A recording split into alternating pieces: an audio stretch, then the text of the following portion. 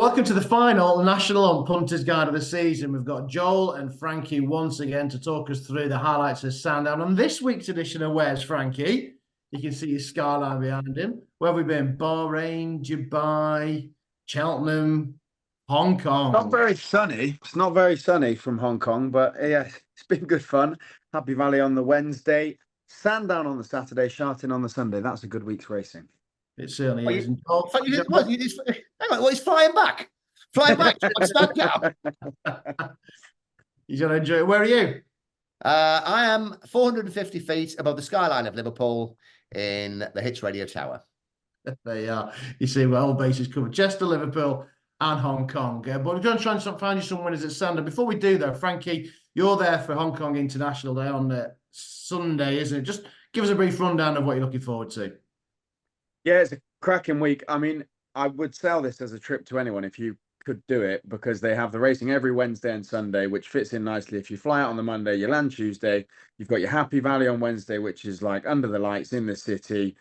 Class 4 handicaps round a track that might as well be Chester, but lit up and with a lot more punters there. That is like your night out. And then Sharton on the Sunday, complete contrast. Big wide open race course, mountains in the backdrop, loads of proper racing fans as opposed to people that have gone for a pint and a dance. And class racing got 3 Group 1s. The QE2 10 furlong, we got the mile that Golden 60 will be going for. Might be his last time running, so it'll be a real good crowd and worth a watch. And then the Thames Sprint Prize, which is 6 furlongs. And a couple of English horses. The Biona will go to the QE2. I think that's probably the best chance if you were looking for an English winner. Archie Watson sends one to the Golden Mile, which is a bit of an outsider, and there's some good horses in there. Romantic Warrior and Golden 60. Sorry, he'll run in the other. And then George Bowie sends Believing to the 6 furlong race, which she might be in with a squeak, but it's been raining. It's been horrible. It hasn't stopped raining, and that doesn't suit her. So 3 Group 1s to look forward to. If there was a chance of an English winner, I'm not sure what they're priced up at, but Dubai Honour for William Haggis, I think, is worth a bet. Oh, it's been raining. It's been raining since September here. It's the first day we've got. It was -2 at 4:30 this morning. Let me give you that. I heard William Haggis say he's going over as well, so he might be already there. I think he was flying over last night, so that's always a good sign, isn't it? Because he doesn't need to go over there, and there's some good racing this weekend. So that was a sign for me that he's going over there, because I don't think he's somebody who really likes to travel that far. Yeah, they're quite positive. They are quite positive. You do pick up vibes whether, on these international trips with big prize money, you kind of get the vibe of have people come over for a jolly for their owners, or have they come over because they're trying to nick 3rd place and it's good prize money, or, are they building international relations maybe with the jockey club or with other owners in this part of the world. So you do get that. But out of all of them, Dubai Honour seems to be here for a proper race and in with a winning chance.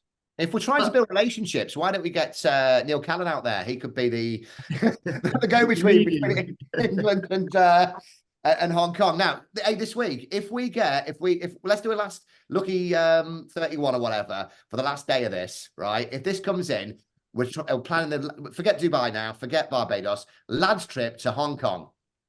Monday to Sunday, 2 nights racing, and we won't speak about what Joel will get up to in between. we definitely got there. We'll get taken off there. I'll tell you what, though, 5 winners this weekend would certainly pay for it and more, because there's some massive fields, Joel. And of course, we've got this Mullins, Skelton, Nichols Championship. It's all over, isn't it? But it's a reason why we've got big fields, and Willie Mullins is bringing over some stars. Yeah, and I'm thinking as well, we did mention this when we did that studio show just before the Grand National. We did that little wink to ourselves, going, whoever wins the Grand National wins the title. Now, it's not in the bag yet, but it pretty much is. And I'm just thinking later on in this card, if it's already in the bag, because a couple of them have been pulled out already, like Gaelic Warriors pulled out and whatever, not declared. As we get towards the end, is he not going to save a couple for Punchestown? He's not like, they're only here because they're trying to get some prize money, aren't they? Yeah. We'll get to them race by race, but yeah, I've got a couple of ideas, and I might be looking at it a little bit too in depth, I think. Yeah. You're all in on John Bon, is what you're saying, basically, in case it's what I'm saying. I could just say, coming off the back of an unseat and pulled up at Cheltenham, and Sandown takes a lot of jumping and whatever. All in on John Bon when the other one gets pulled out and he goes off 1-7 and still gets done on the line by what's he called, Juicy Nuts. He won't win the first, Willie Mullins, that's for sure, because he hasn't got any of the 20 runners in there But John, I'm going to start with you because your old mate Secret Squirrel, easy for me to say, is in there. Yeah, I mean, I text you after he was on the all weather at Southern. I think Ross and Ryan ran him. And you know, we've always said what a beautiful looking horse, bizarre looking horse, but it always stands out. I didn't know what I text you. I think it looks an absolute pig. Did not want to go through with it. 100% trying. I think went off 15-8 favourite. And then I was waiting for my hotel to check in. So what do? I popped in the bookies to watch the start of the racing, and he was racing at Taunton. So I backed him there, and David Bass was on and looked really confident from the outset. To me, got a bit in hand, and I think it's really strong as well. Really strong. Secret Squirrel in the first. Has been quite a few quid for it this week as well. I think it was 20s early this week, and now about 10 or 9 to 1. But you know, if you're going each way, yeah, great, because it's a fairly big field. But nah, Secret Squirrel all day long. I thought you might be all over that, Frankie. There could be a few of these that maybe ahead of their mark and have been hiding it under a bushel all season and looking for one big prize, get the open money for over the summer. Yeah, there has to be, doesn't there? And some that maybe haven't had the ground they wanted. There's a lot in here that definitely have got to be beyond their mark. I'm looking at Caught in the Act, who has finished behind the market leader by a good 10 lengths, but Harry Denman only had him one start, and I get the feeling that he wouldn't have been in any sort of rush to get the best out of him and let him settle in. So I you know, that form I imagine may turn around. I'm hoping will turn around, and there's a big swing at the weights, obviously. And then I just like his form at Kempton, going right-handed on good ground, won a race, beating 135 not out. It's not a bad horse. And then last time out at Haydock, heavy ground, carrying a lot of weight. Just a very different picture coming here on good ground with not much weight on his back. So I'd like to think that Caught in the Act will run a big race. I think he's definitely better than a marker 119 anyway. So he'd be my selection. And then Joel will surely be behind Steel Alley as well, if you were to have two in the race.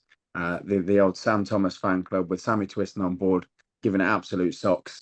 Finished second behind Doyen Quest, which then won again next time for the Skeltons. And how many Skelton horses have not just been well handicapped, but incredibly well handicapped. And when a Skelton horse goes and wins and then wins another handicap, you know it had a lot in hand. So they'd be the two.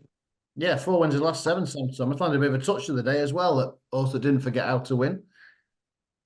Yeah, when he's firing as well. Like, you know, he does get those patches and they pop up in plenty of handicaps like this. He's good, isn't he, at targeting one for a handicap, and big field races with decent pots on big days. He does pop up. So, yeah, Steel Alley, one to keep an eye on. Did you have the nod on the big gamble, Joe? No, not yet. I haven't. No, I haven't. No.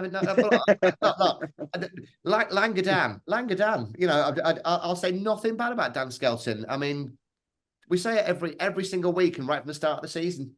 You know, to get a horse back to fully fit condition and nearly win a Grade 1 when it suffered from ulcers. How have you turned this conversation into Langadan? Just always does. Everything goes back to Langadan. Oh, he's coming back to Langadan. He's coming back for the week. Well, we'll wait for that then shortly. Let's look at the Oaksey Chase. Willie Mullins has got a runner here. This is like taking the Gold Cup, the Ryanair, taking all the good horses out of it and then mixing it in. Is it a big opportunity for the real whacker to get back to winning ways, or is it your old mate S Hitman, Joel? I mean, this is a pig. Is this the race that Gaelic Warrior was going to run in? I think he was supposed to be going with El Fabiolo, wasn't he? Well, I was just looking at this. I mean, you go down I thought Al Dancer first of all, but one with the least holes in it, because there's more holes in this race and these horses than there is in Sheffield United's defence. Real Whacker, if it goes from the front, fine. Hitman hasn't won since 1852. Easy Game, shocking last time, but has been running against better animals. There's money for it. It's Mullins. But it should be twice the price. And down the bottom, Strawfan Jack and Fantastic Lady ain't good enough. Look, it's the last big meet of the year, Britain wise, and I think I would go Real Whacker from the front. Sam Twiston Davis, the only one that can really take it on is Al Dancer and just give it the old proper Sam Twiston Davis treatment and just try and go for it. Hitman. I mean, come on. If you're looking at cosplay for Court O'Star and Denman, you've got Hitman and Braeban's Game, haven't you? You know, when we grow up, we want to be these, and they're just not. So the Real Whacker probably to beat. Easy Game for me, but it's something that I'd watch with a tiny little bit of interest if I want in the garden filling the skip. fair play to Sam Thomas, giving Dylan Johnson a big crack. Can't claim. Obviously, young jockey. Massive day for him, Frankie. Yeah, huge race to be riding in. The jumps finale, some proper horses in here. Be really competitive. Paul Townend in the race riding. One of Willie Mullins. Yeah, it'd be a big day and a big race. I mean, I hope for him he has a good spin round, but he's not my selection. Easy game I find really hard to judge. Like, none of us would be surprised if he went and won this easily, would we? But he's just quite hard to back, I think, especially after what he did last time out, pulling up. And, you know, he's not the A team, is he? It's not the Willie Mullins A team. He's an afterthought, really, that's been chucked in here. So I'm not going to go with him. I think it's the real whacker's best chance to go and win a race like this. You know, he ran really well at Kempton in the King George. He was pulled up in the Gold Cup, but that is the Gold Cup. And he ran well at Cheltenham as well before. Is he just a Cheltenham horse? I don't think so. I think his Kempton run proves he can do it elsewhere and can do it right-handed. So the real whacker for me, and I would almost bookend the market with maybe a tiny saver on Fantastic Lady, who on a day can actually run a decent race, only carries 10 stone 13 and will appreciate a bit better ground than she's been getting. So a tiny saver on Fantastic Lady, but the real whacker, I think this is a good opportunity for him to go and win a race. Is Easy Game named after your gigs? Nothing easy about this morning, I tell you that. Well, leave that one there. Let's talk about the Celebration Chase, because obviously El Fabiolo, star of the show, but obviously he's got to come back. All right, he did have a bad mistake. He made a bad mistake, but it was always that jumping that has been an issue, isn't it? And those railway fences, they come thick and fast. So he's in here obviously as a market leader. Is he one of them that's the best horse going to take the world of beating, or are we going to take him on, Frankie? I think the former, the best horse that will take the world of beating. I know that he's had his mistake last time, but John Bond's had his mistakes. I don't think you can start to kind of level them out based on the fact that El Fabiolo was pulled up because John Bond was beaten the time before from a bad mistake. It can happen. It does happen. Yes, you'd be watching a little bit nervy backing him at 4-6, but honestly, I think it's a fair price, and you're getting that because of Cheltenham. If you go back to when they faced each other before, he was not just a little bit better than John Bond. He was a far superior horse. And I really think this is his race to win. And I don't think you'll get a price, dare I say it, that kind of close to evens about him for a very long time. I think this is the best price you'll get for a horse as good as him. And I think he's worth backing. Well, Fabiola. And before we get your thoughts, Joe, what about Edwardstone? What do you make of him? I mean, he went off like a scalded cat because he tried to well, he tried to make the most of a Cheltenham. He looked like a tired fool. What do you do with him now? Do you try and stick the same tactics, try and hold him up? Don't forget he's got a good record at Sandown. Joel. Are you asking me? Yeah. Oh, I've given up on this horse. And, you know, I've said before, and I keep going back to it and back to it. So he'll probably hack up at the weekend. I'm not even convinced. He's not good enough, is he? No, he's not good enough. I love him, but he's not good enough. No, he's not good enough, but I'm not even convinced he'll run. I don't think they know how to run him. Alan King doesn't like running them from the front, but I think that's the only way he can do it.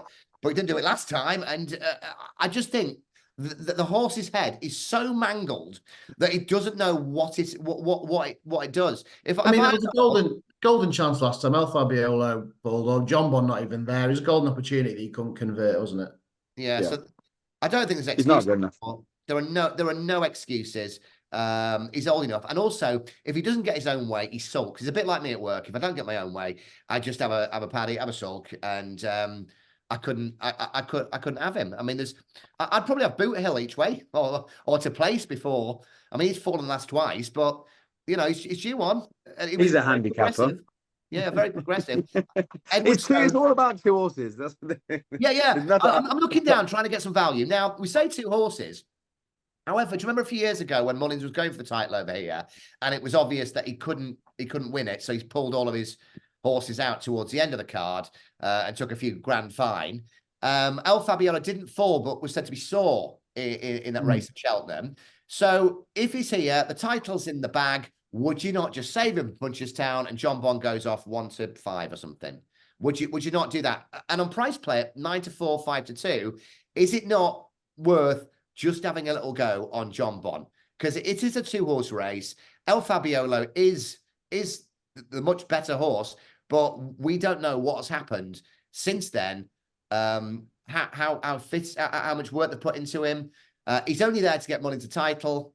We know he wouldn't run if he wasn't, able to. But I think there's a strong possibility that El Fabiolo would not run if the title's in the bag, and therefore John Bond goes off at a stupidly short price, and we're on at 9-4, 5-2. Okay, that's what I don't disagree. Would Willie Mullins? He wouldn't care, would he? He wouldn't care about the fact that this is the clash we're all wanting, and the press would have latched onto it. We've sold people into Sandown because of it. He wouldn't care. He'd pull them out if he wanted to, wouldn't he? Yeah, especially Punters down next week. Yeah. I think all but one of his horses this weekend I've got entries at Punchestown. Yeah. So, I can see you thinking, Joe. For once. Yeah. Hang on, Langadan, Gaelic warrior for a year. I was telling you, never listened. I know. I just couldn't imagine being in your head. Right, the big race, the Whitbread, the Bet365 Gold Cup. Kitty's Light is back. Big run in the National. Can he retain his title, Frankie? Big run in the National, but I'm not going to say, and this might sound mad to say a horse can complete the National and not have a hard race, but I don't think he had a hard race. Like not the pressure that would have been on Jack Tudor, but the responsibility that would have been on him to try and get this horse to run a good race. And that was as important as trying to get this horse to win, because he's a proper stayer, but he is pretty one-paced. And the way the race panned out, he had a good spin round, travelled really nicely, and then at the end was outpaced by Grade 1 horses, basically. I honestly don't think he had a hard race in that National. And to come here off the back of that, in good form, he's backed races up before. He's still well rated. He's obviously won the race. There's a hell of a lot going for him, and gets the good ground that he wants. So Kitty's Light at the top of the market is really, really strong. And I couldn't put anyone off about. I'd love Kitty's Light to go and win. It'd be brilliant. Obviously, the National would have been incredible if he won, but to run as well as he did and give Christian and the family a proper day out and finish fifth and get round was brilliant. And then to come and win this would be cracking. So yeah, I'd be with Kitty's Light. And then I think, I hate to say it, but the Scoutons like Lemilos could definitely go and have a proper crack at this. One, obviously the Hennessy on good ground has been tried over hurdles, didn't work out. They're probably trying to pick up a bit of prize money over hurdles because his mark was really, really well exposed compared to his chasing mark. But back over fences on good ground, I would not be surprised if Lemilos ran a big race. Which may just make the title interesting again if he takes the 100 grand first prize. There are loads of Irish challenges though, Joel. It's a good point he makes about Kitty's Light. They were Grade 1 horses in front of him in the National. Yeah, and they put him in really short at 3-1, 7-2, and he's drifted out this morning to maybe 9-2, 5-1, something like that. And I think we're just, looking at it, because that it takes the racing well, as Frankie said, has backed up races, loves the course, loves the race. I think there's probably a handful of people in the world that 2 out in the Grand National weren't going, come on, Kitty's Light. After your horse has been pulled up, you haven't got a horse in the race and you were looking for it. And I saw Christian on a Friday morning as well. Kitty's Light, go well. So I would definitely back Kitty's Light. 300 through 5. The making of this horse has been the wind surgery and taking Adrian Heskin off and putting Cobden on. It's true. You look at it, figures speak. However, each way won in this race, and this is just coming from the trainer, Big Nigel Twiston-Davis. Saw him at the Grand National Weights Lunch, and he said, we've all been caught. There's a big one in him before the end of the season. Now, this is the end of the season. This is a big one, and he's running here, 16 or 20-1 or something like that. So I would back Kitty's Light, not just because of the whole, Betsy story, that the daughter of Christian Williams, just because I think the horse is that good, and I think he's still getting a price there, and we've all been caught each way. Yeah, it's not a world's worth shout. We've all been caught. It definitely is a big one. They've liked it for ages, haven't they? And sort of very low weight. Right, let's take it away. Langadan. Yeah, well, it's a grade 1 horse now, isn't it? It's a grade 1 horse. It's a grade 1 horse. I think the same applies to before, cut and paste. That if the title's in the bag, you wouldn't run a Pere Paso here, would you? Langadan, I mean, it's a little bit like the John Bond race here. Probably not good enough, but how good is Langadan? We still don't know. We still don't know. I mean, just depends which horse turns up on what day and see how much money it's carrying. Much better than he was at Kempton in December. yeah, too right. With what's he called, Charlie Todd, knitting out the back. I would go Langadan here. Owes me nothing. In fact, has earned me a lot, and I don't mind when it retires. I would take him from down and put it in my back garden. Langadan all day long, no problem whatsoever with this. There you are, Frank. That was a surprise. I didn't expect that, did you? And for once, for twice, must be this Hong Kong air game to me. I think I agree with Joel, or I definitely do at the prices anyway. Imperi Pass, does he need to come and do this if the title's in the bag? Does he go as well on good ground? We don't know because he's putting loads of good performance and lots of racing on heavy ground. And price-wise, compared to a horse that he pretty much dead heated with last time, he's awfully priced, in my opinion. So you're then looking elsewhere. Ballyadam, I'm a big fan of, and I'm back for the festival, but again, is one that performs better on heavy ground. So Gerard's a really tricky horse, and then the rest aren't good enough. So Langadan could be a Grade 2 winner and a Grade 1 horse in the making. Yeah, interesting. Not bringing up a storm. Is he a big price? Ollie Murphy's horses. Ollie Murphy has had how many winners this week? Yeah. I just don't think he's good enough. I don't think he's quite at that level. I know this is a Grade 2, but it's actually a pretty decent Grade 2 with horses that are known. Grade 2 in name. Yeah, he's a kind of out and out Grade 2 that's never quite got into the top level, in my opinion. No, you're them. Right, couple of things before I let you go. Best bet of the weekend, Frankie. I thought we were going to have a look at the flat racing for a second, but best bet of the weekend. Hang on, I've just got to go and boil my head. So that flat nonsense. I think we've got to finish the season with Kitty's Light winning.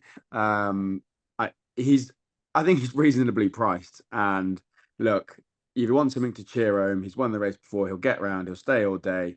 He's pretty well priced to get a nice bit of profit if he goes and wins. And what a story and what a way to finish the jump season it would be. So Kitty's Light to round off the jump season. Joel. Langadan. I don't even know why I'm more asking, to be honest. Langadan. But you listen to me. You listen to me. 2 years ago, I said, look out for that Patrick Wadge fella. Champion conditional. It took him 63 rides, I think, to get his first winner. And look how brilliant he is now. And Lucinda will let him ride anything. I think he's already up there. Put that up for you. Gaelic Warrior. So I've picked 2 horses and 1 jockey in 3 years. I've done well, haven't I? Oh, and Correct Rambler, by the way, will not win the national. You were a year too early with that. Yeah. I was going to ask for your highlights of the year. I'm guessing Joel sent us around the horse you just mentioned. No, I think it was Gaelic Warrior, with people just putting me off. And it's nice sometimes to just go, there you go. That would have been the highlight of my year. I thought the DRF, I'd give it a 7 out of 10 this year. The build-up was brilliant, and I was starting to enjoy it more than Cheltenham. And this year, it seemed a little bit flat, similarly to Cheltenham as well. But I think it was all the bad mainstream media around it. So it was taken away from everything. We're pandering to the mainstream media this year. And it just didn't feel, I didn't go this year. It just didn't feel right for me. I really, really enjoyed Aintree this year a lot more. So I'd say the Friday at Aintree, Ladies' Day, I didn't need to put that bit in Liverpool. I think that was my favourite day of the year, and probably New Year's Day going to Cheltenham. I don't know if I've told you before, but I went to Cheltenham that day. Did you? All right. And I'm guessing Frankie's maybe the Greatwood. Yeah, I can't wait. I cannot wait till next year's. I'll tell you that, because they're all going in the notebook. Yeah, I'm thinking of the big festivals. I really enjoyed Aintree. I think they absolutely smashed at Aintree. Like the way that the race course did it, from all the things they put on course to the racing on the track, and the competitive racing we got, coupled with the party atmosphere of Liverpool, was brilliant. Hang on, just go back to Aintree. So I've been up since 4 o'clock doing a radio show from Aintree that day. Frankie comes in. This is him at 10. I had a lot of things on my mind, Joe. Yeah. He's weighing me down. Has anybody got a toothbrush? Hey, I said I had fun at Aintree. I think he slept in the chair. Oh, I tell you what, He looked like Christian Williams' twin brother. And Galloping Deschamps. I thought that was class to see him do that. I suppose I've been banging on about him, which makes it a bit sweeter when you back him, doesn't it? But when you see top class horses go and do what you hope they will, it's always exciting. That was probably the brace of the festival for me. And although I'm not backing him this weekend, I did like to see John Bon win at Aintree. Been a bit of an unfortunate horse, hasn't he? And it was quite good to see him put up a battle and win. Yeah, and Nicky's also running well at Aintree after what happened. That was good. Like even Sergino getting it done, that was exciting. He, again, another exciting young horse, and Nick Henderson's big ones getting back to winning ways was nice. Talking of exciting, then. What about yours, Matt? Didn't you? What was that curly fingered Matty or whatever it was called that you backed because you hurt your finger at 40-1 or something? What was it called? Curly fingered Matty. What's that? The fingering Matty or something? Fingering Matty or what was it? No, curly finger. Oh, curly finger. That was it. That was Charles, wasn't it? Finger. There's nothing to do with that. Yeah, that'll be one of the highlights. No, I really did enjoy Aintree. So I really enjoyed Aintree. I think they did smash it this year, and as good as Cheltenham is, it's the pinnacle, it's the height. I just feel there's the relaxed nature of Aintree, and the fact we had the Irish came over as well. We had top class racing. I mean, you remember the Bowl was a great race. The Aintree Hurdle was just absolutely fantastic. We still stood there 5 minutes later thinking what's actually won, and then obviously there's going to be a steward's inquiry because they're all over the place. No, it was brilliant. Really did enjoy Aintree this year. Right, talking about exciting and Sergino, as you mentioned, have you got anything to keep you warm over the summer? Keep you warm over the summer. Keep you chilled during the summer. Ready for next year? Is there anything you're looking at a decent price you might have in the bag? Looking at the King George or Cheltenham? Is there any massive price? Joel's nodding. I like that. Not massively massive prices, because a lot of people say the anti-post thing's dead now. But if you can sit there and you can have just a few quid, you go to the Langadan safe, you open it up, and the 50 just fall out. You're there, it's down at you. You open it up, the 50 quids are just falling out, and you go. I tell you what, I'm gonna back a double for King George and Gold Cup next year, and I'm getting a better price because of the last run in France. Il est français. I'd have the double on that. I don't know what happened last time out. It was at 1 to 10, just stopped as if shot. They found nothing. But seeing that at Kempton on Boxing Day, oh my God, if this stays fit, unbelievable. If Francais for the Gold Cup and the King George, and we'll leave Galloping Deschamps waving the white flag. Bonjour, while James Reeby's smoking a cigar, waving his new passport. Yeah, yeah, he was sensational at Kempton. Beautiful jumper as well. Frankie, is there anything that's you thinking long range may keep you warm? It's nothing that you couldn't work out for yourself, but I am excited to see where Majbra heads next year, who before the Triumph was the talking horse, not for the Triumph. It was like, this horse is gonna be a beast. He's big and he's a proper horse in the making, a chaser in the making. And then he went and won the Triumph and looked really good doing it. And the way that he won, the way that he looks, I don't think I'm going to be giving you a good price. I mean, Le Francais is probably not going to be a good price either, but I'm really excited to see how he's campaigned. Yeah, true. I mean, it's nice William Mullins has got a good one in his yard, isn't it? It's always nice, isn't it? Good luck keeping them apart. Now, right, boys, cheers for this season. We had a lot of fun. It's been enjoyable. Really enjoyed the studio shows that we've done. And of course, we'll do more of those, plenty of those. What have we got? Cheltenham in October, before when it all comes round again. But loads to look forward to on the flat between now and then. But thanks to Frankie, thanks to Joel for all their work over the last few months. And fingers crossed we go out on a high at Sandown this weekend.